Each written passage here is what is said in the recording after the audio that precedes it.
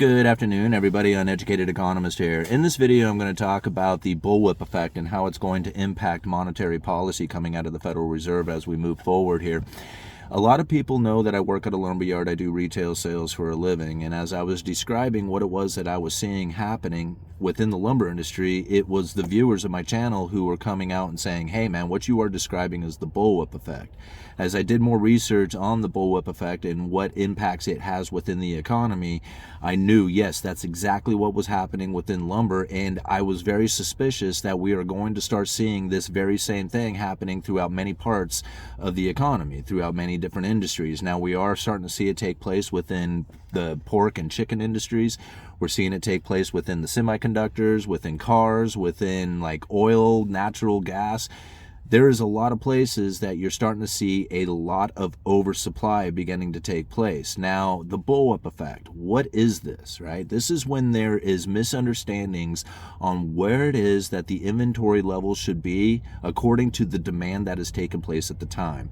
Now, during the pandemic, we had some very major disruptions taking place to the supply chain. At the same time, stimulus packages came out and inventory was wiped out of the store. So basically the shelves got cleared out, making the replenishment of the inventory very difficult, right? So this was the situation that we have been in for the last couple of years, and we experienced a lot of shortages because of that. When you have shortages and you have demand imbalances taking place, prices are the results. So low supply, high demand, upwards go the prices. Well, today we're starting to see something very different taking place. Look at the articles that I leave down in the description. And really, all you would have to do is just go to like a Google search engine, type in oversupply, and hit the news links to see what articles are coming up today that are talking about oversupply. Again, it's happening throughout many parts of the economy today. So now, how does this impact the Federal Reserve? Okay, because really this was part of the problem that the Federal Reserve was facing, is that global growth had slowed down dramatically. How do you fix that? Global growth had slowed down dramatically. It is even stated right here in this speech coming from John Williams back in 2018. This is that monetary policy strategies for a low neutral interest rate world. This is a speech that I go back and refer to many, many times. But he says right here in this speech that there was 3 global trends appear to account for the bulk of the decline in the neutral interest rate for the past quarter century. And remember, that it was the low neutral interest rate which was the major problem for the Federal Reserve. And we'll talk about that here in just a second. But a quarter century ago, the typical estimate of the neutral interest rate was around 2 to 2.5%. They're saying that's fallen quite a bit. Now, the productivity growth, which has slowed around the world, this is their second problem, was the productivity growth, which has slowed around the world.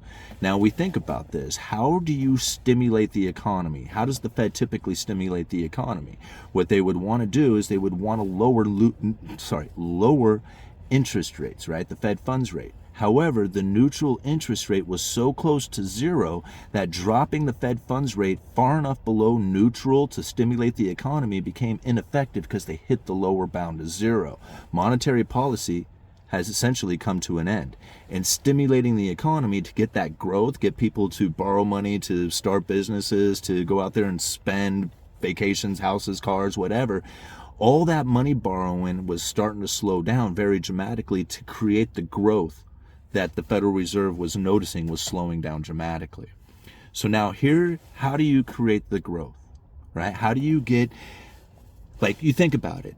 You're wanting to start a business, but there's already all these businesses out there that are doing what you're doing. How do you grow? Like, how do you get more businesses to take place during a time when there's already enough business out there, right? This is the problem that the Federal Reserve was facing. And so during the pandemic, what ended up happening, right? A lot of business shut down, right? Even today, what are we experiencing? I mean, think about like trucking industries and, a lot of the corporations that are closing down or shutting down, going bankrupt, right? These zombie corporations. There is a huge dramatic global contraction taking place. right? That's within a lot of these zombie corporations. I mean, they're literally getting their heads knocked off. Well, not literally, but like in a sense, you know, if it's a corporation, they're getting their heads knocked off, right? And these corporations are beginning to fail. Now, if you're in a situation in which that all these corporations are beginning to fail, right? Then what happens, right? Manufacturing slowing down, businesses are slowing down, all this stuff is slowing down. What you are doing is you are burning out all the dead undergrowth, all the malinvestments that are happening out there, all the places that money was flowing that really wasn't profitable. All these things are beginning to disappear at this point. And it's only going to the leanest, most, you know, what should I say, like suitable companies, right? Viable companies, ones that are actually able to exist within this environment, right? Everything else is going to fail. Now, at the end of the road, right? At the end of, like, I shouldn't say the end of the road, but the end of this particular path, right? When we have this dramatic contraction, it leaves room for expansion.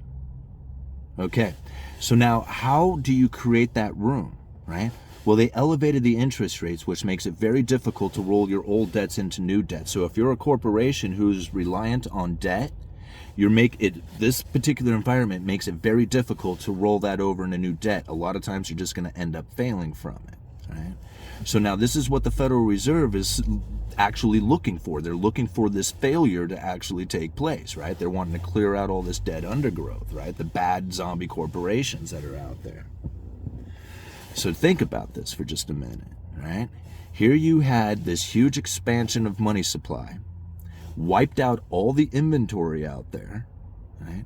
Now all of a sudden you have shortages that are taking place, right? Prices move up, mass amounts of investment moves in to these particular items in order to fulfill the demand. Those items get produced, move into the economy, only to not find there's any demand for this. So now these products exist. Those corporations are now starting to fail.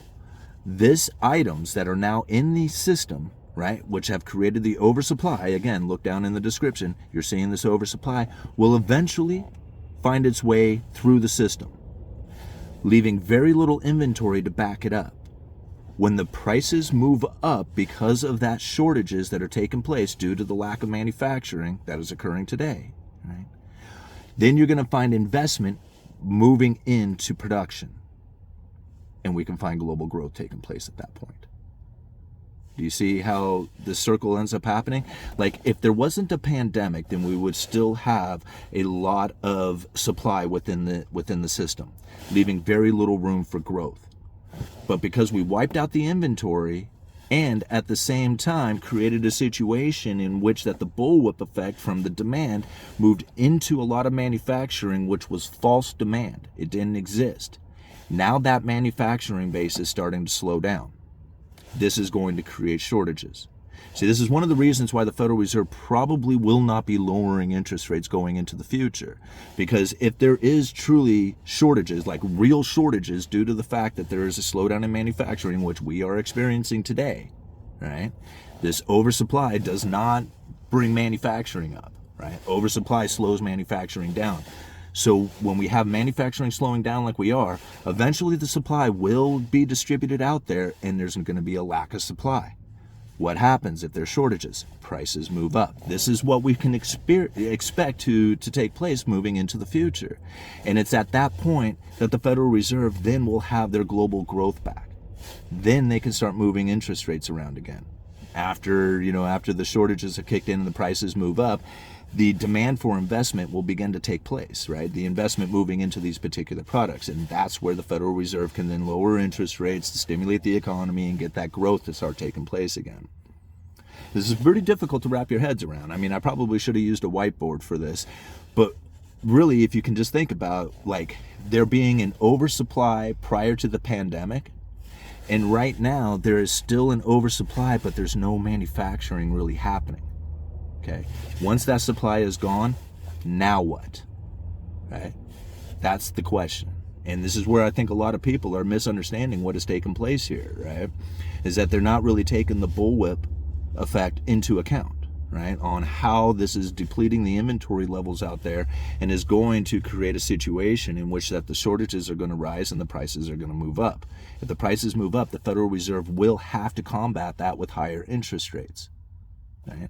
The inflationary scenario. See, we had an inflationary scenario due to shortages, but it was false, right? It was shortages because we severed the supply chain. There was freighter sitting off the coast of LA that was not allowing that stuff to move through the system. This time around, when we have shortages, it's going to be due to the fact that they were not manufactured. That's a difference, right? And that's going to be able to provide that window of opportunity for the Federal Reserve to then give like the investment community the opportunity to then start moving into that global growth again. I'm not saying this is a good deal, right, any means. Like, you know, a lot of people will look at this saying, man, you're just on the Federal Reserve side. I'm not on the Fed side. I'm trying to predict what it is that the Federal Reserve is planning on doing, and this makes more sense to me than anything. All right, uneducated economist, you let me know.